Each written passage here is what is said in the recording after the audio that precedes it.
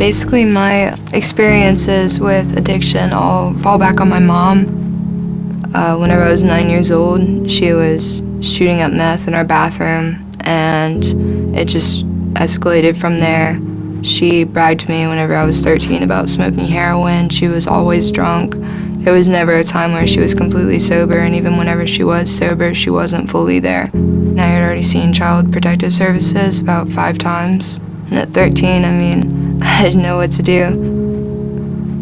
I told my brother to pack up all of his stuff, and I grabbed all my stuff, called my grandparents, and we left her while she was asleep, left a note, and that was it.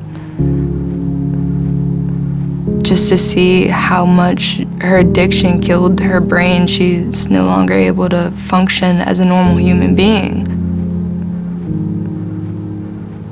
So being a teenager today, it's very different than I would have expected.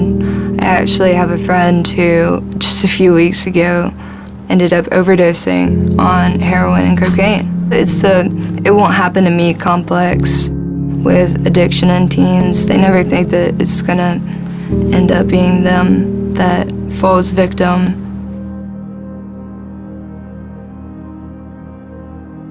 About 9 years old, I was taken by the state because I was in an abusive household. With that came a lot of depression, and around the age of 12, I started drinking.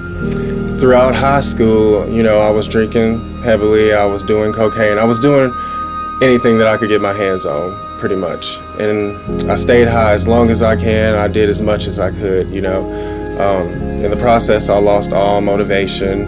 I finally broke down and I asked somebody that I really didn't know if they could help me get into treatment. I didn't think it was gonna help me at first. I was still not thoroughly convinced that I had a problem. But when I got here, I realized exactly how sick I was. Everything in my life is 10 times better, and every day it gets better. I have constant motivators around me. Anytime I ever need anything, I'm not afraid to ask. If I have a problem, I know exactly who to go to. They back me up 100%.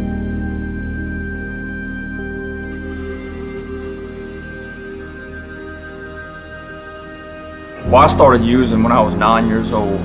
Some trauma had happened in my childhood with my dad to where by law I couldn't live with him anymore. And instead of going into child care, I started moving around with family members, aunts, uncles, my sister. I started doing ecstasy real early, 14, 15 years old, crystal meth. I got into Dilaudid, morphine, heroin. Just to not be sick. That's what it turned into. I didn't even get loaded anymore. It was just so that I wouldn't be sick and I'd be able to do average, normal things. The moment that literally changed it was when I couldn't even live in my mother's house anymore.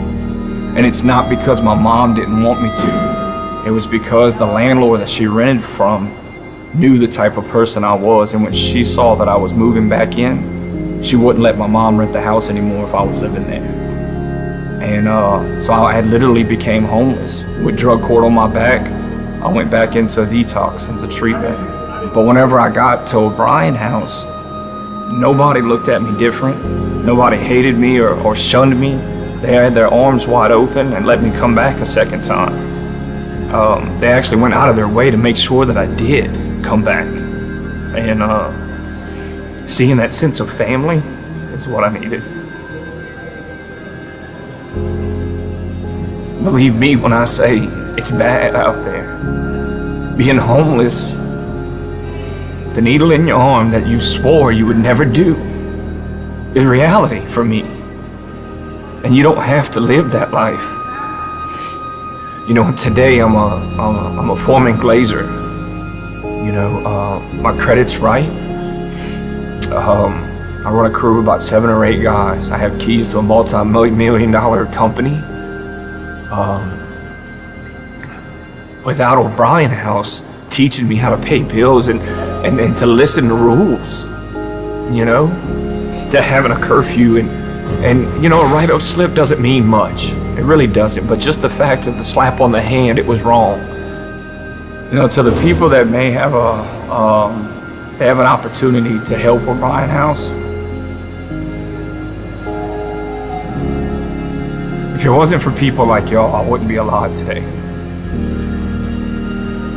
O'Brien House saved my life twice. The second time, they gave me a family that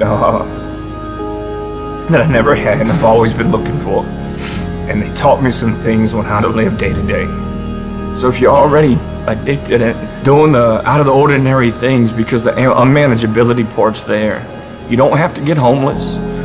You don't have to drop out of school, and you don't have to wait. There is a solution.